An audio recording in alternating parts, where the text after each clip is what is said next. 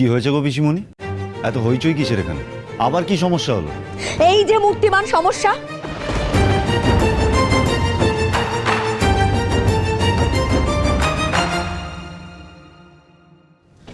তোমার এত বড় সাহস হলো কি করে যে আমার রান্নাঘরে পা দাও? কি হলো, উত্তর দাও। তুমি আমার রান্নাঘরে পা দিয়েছো কেন?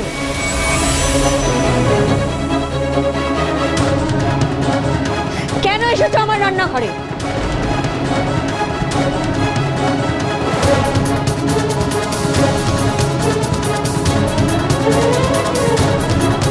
এত বড় স্পর্ধা হয় কি করে তোমার? আমার বারণ না শুনে তুমি আমার রান্নাঘরে পা রেখেছো? হ্যাঁ আবা, আচ্ছা তুমি কি বলো তো বেগম? সংসারে অশান্তি না লাগালে তোমার কি ভাত হজম হয় না? কি ভেবেছো তুমি? হ্যাঁ, কারোর কথা পাত্তা দেবে না তুমি? হ্যাঁ, কারোর কথা শুনবে না, যা ইচ্ছে তাই করবে, আর কেউ কিছু বললে এরকম কুমিরের কান্না কাঁদবে, তাই তো?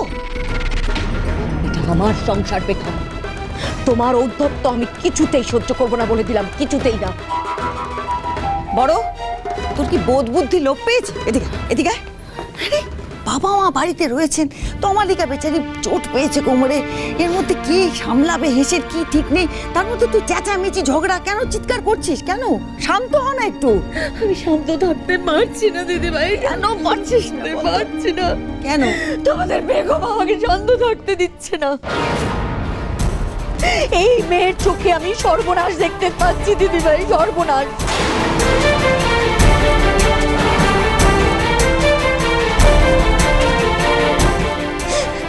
প্রতিটা দিন শুরু হয় কি করে তিলে তিলে আমার সংসার ভাঙবে সেই ভেবে। বড়, হ্যাঁ হ্যাঁ, কি বলছিস? আজে বাজে কথা। এই তুই নিজে শুনতে পাচ্ছিস তুই কি বলছিস? তুই বলছিস ওর চোখে তুই সর্বনাশ দেখতে পাচ্ছিস? তুই কি বলছিস বড়? তুমি মিলিয়ে নিও দিদি ভাই, তুমি মিলিয়ে নিও। আমার সংসারটা তছনছ না হওয়া অব্দি ওর খিদে মিটবে না। এই মেয়ের কিছুতেই খিদে মিটবে না। এক মিনিট, তুমি এরকম রেসলেস বিহেভ কেন করছো? আরে এইসব কথাবার্তা কেন বলছো মা? কেন বলছি মানেটা কি? হ্যাঁ, বেগম তো নিজেই এই অশান্তিটা পাকিয়েছে, ওকে বারণ করার সত্ত্বেও ওই রান্নাঘরে পা রেখেছে। রান্নাঘরে পা দিয়েছে মানে কি? বর্তা ভাই, বৌমনি তো আমাদের সবার কথা ভেবেই আজকে ব্রেকফাস্ট করছিল। তাহলে খারাপটা কি করবে? সবার কথা ভেবে মেয়েটা রান্নাঘরে ঢুকেছে, আর তুমি তার সাথেই বাজে ব্যবহার করছো। সেটাই তোর মাকে বোঝা না। তোর মা তো নিজের বুদ্ধিতে চলে না। আরে এই বাড়িতে সেই রকম লোকের তো অভাব নেই যারা বদ বুদ্ধি মাথায় ঢোকাবে। আগুন দেখলে ঘি ঢালা লোকের অভাব তো নেই এ বাড়িতে। মা, আমাদের পরিবারে তো বাড়ির বউদের সাথে কখনো এরকম ব্যবহার করা হয়নি। এই তমালিকা, রনিতা, ওরাও তো কত ভুল ভ্রান্তি করে, ওদের সাথে তো তুমি এরকম ভাবে কথা বলো না কখনো। অবাধ্য হলে শাসন করতে হয় শঙ্কর্য। ওরা ভুল করতে পারে কিন্তু অবাধ্য নয়। কাকামণি, শাসন করাটা কিন্তু অন্য জিনিস। একটা ভদ্র শিক্ষিতা মেয়েকে সবার সামনে বিনা কারণে অপমান করা, সেটা কিন্তু শাসনের মধ্যে পড়ে। তুইও তোর ভাইয়ের মতো আমার দিকে আঙ্গুল তুলছিস? না না মা, আমি তোমার দিকে আঙুল তুলছি না, কিন্তু একদম তুলছি না। আমি শুধু এটা বোঝার চেষ্টা করছি তুমি এরকম বিহেভ কেন করছো। কদিন বাদে যখন 4-5 জন এটা জানতে পারবে, তখন কিন্তু আঙুলটা তোমার দিকে তুলবে মা।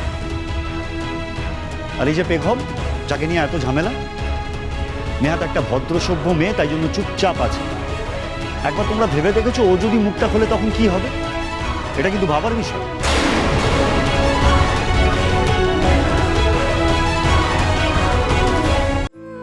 মা, আপনি বিশ্বাস করুন, আমি আপনাকে কষ্ট দিতে কিচ্ছু করিনি। দাদু ঠাম্মি খাবার না খেলে ওষুধ খেতে পারবে না, বাচ্চাগুলো না খেয়ে স্কুল যেত, আর বাড়ির সবাই তো বেরোবে, তাই সবার কথা ভেবেই আমি। চুপ, একদম চুপ। কে বলেছিল তোমাকে সবার কথা ভাবতে? আমি তোমাকে বারণ করেছিলাম। আমি বলেছিলাম যে তোমার সাথে এক হাঁড়িতে খেতে হলে আমি এই বাড়ির জল স্পর্শ করবো না, বলেছিলাম তো। তারপরেও তোমার কি করে এত বড় স্পর্ধা হলো আমার কথার অমান্য করার? তোমার উপর এমনি এমনি বৃত্তিষ্টা হাসিনি পেখম। এর অনেক কারণ আছে, অনেক। এমন ভান করছে যেন ও ছাড়া এই বাড়িতে হাড়ি চড়তো না। মেজ বৌদি, তুমি তো কোনো কাজই করতে না, বৌমণি তো তাও করছে, তাহলে এর মধ্যে তুমি কেন কথা বলছো? কেউ না করলে আমি করতাম। আমার এখনো সংসার চালানোর ক্ষমতা আছে। প্রয়োজনে বাইরে থেকে খাবার নিয়ে আসতাম, কিন্তু এই মেয়েকে আমি রান্নাঘরে ঢোকার অনুমতি কিছুতেই দিতাম না।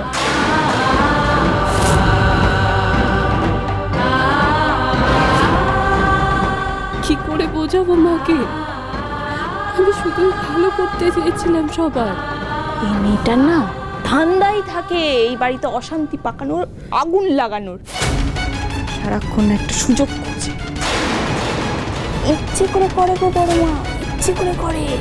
মেজো বৌদি, এমনিতেই আজকাল আমাদের বাড়িতে ছোট ছোট জিনিসে বড় বড় ঝামেলা হচ্ছে, তবে তার মধ্যে প্লিজ আর এরকম বলো না। থাক, কাকে বোঝাচ্ছিস তুই?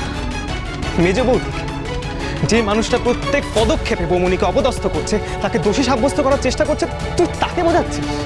আর তার থেকেও বড় কথা, সেই মানুষটা নিজে কি করছে সেই দিকে কিন্তু একবারের জন্য দেখ। বাহ, বয়সে বড় বৌদির সাথে এভাবে কথা বলে বুঝি? পিসিমণি, তুমি এগুলো শুনতে পাচ্ছ না? কিছু বলছো না কেন? আমাকে তো সুযোগ পেলেই ছেড়ে কাপড় পরিয়ে দাও। ওদের কিছু বলবে না নাকি ওরা দুধ ভাত? ও হ্যাঁ, তোমরা তো আবার এক টিমের না, টিম আবিরের বউ। সরি সরি সরি, আমার ভুল হয়ে গেছে। বড় মা, বুঝলে তো, বেশ ভালোই দলাদলি চলছে বাড়িতে, বুঝলি? এসব কি কথা বলছো রনিতা? একটা পরিবার যেখানে সবাই আমরা একসঙ্গে থাকি, একসঙ্গে বেঁধে বেঁধে থেকেছি এতদিন, সেখানে তুমি দলাদলি আমরা তোমরা এসব কোত্থেকে আনছো? এসব কি কথা বলছো? পিসিমণি, এ বাড়িতে তোমাদের আমাদের কবে থেকে শুরু হয়েছে বলো তো? যবে থেকে আবিরের বউ এ বাড়িতে ঢুকেছে, ও এই বাড়িতে ঢোকার পর থেকে একদল লোকের মাথাটা চিবিয়ে খেয়েছে। তার ফলে পেখম যতই অন্যায় করুক না কেন, ওর সাপোর্টেই কিছু লোক কথা বলে যাবে। আর আরেক দলকে দেখো, আপ্রাণ চেষ্টা করে যাচ্ছে এ বাড়ির ঐক্য বজায় রাখার জন্য, মান সম্মান বাঁচানোর জন্য, কিন্তু পারছে না দিদি ভাই, এখানে রনিতাকে চুপ করানোর মুখ আমার নেই। ওর ভাষা হয়তো কটু, কিন্তু সত্যি। এই বাড়িতে এত বছরও যে ঘটনা ঘটেনি, এই আবিরের বিয়ের পর কয়েকদিনের মধ্যে সেই সব ঘটনা ঘটেছে।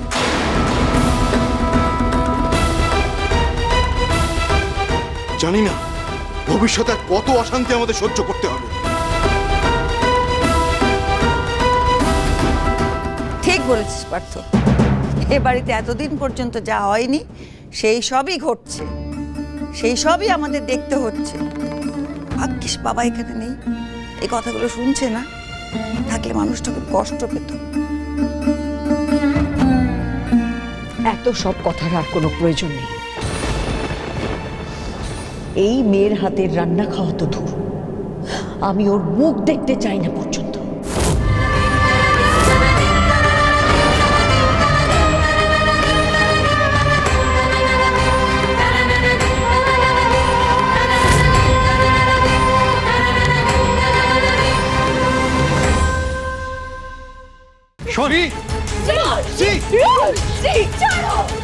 দিদি ভাই, তুমি যাবে না, তুমি কোথাও যাবে না দিদি ভাই। এখন যা করার আমাকেই করতে হবে।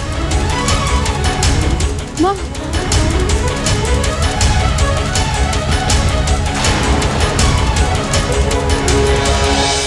অগোছালো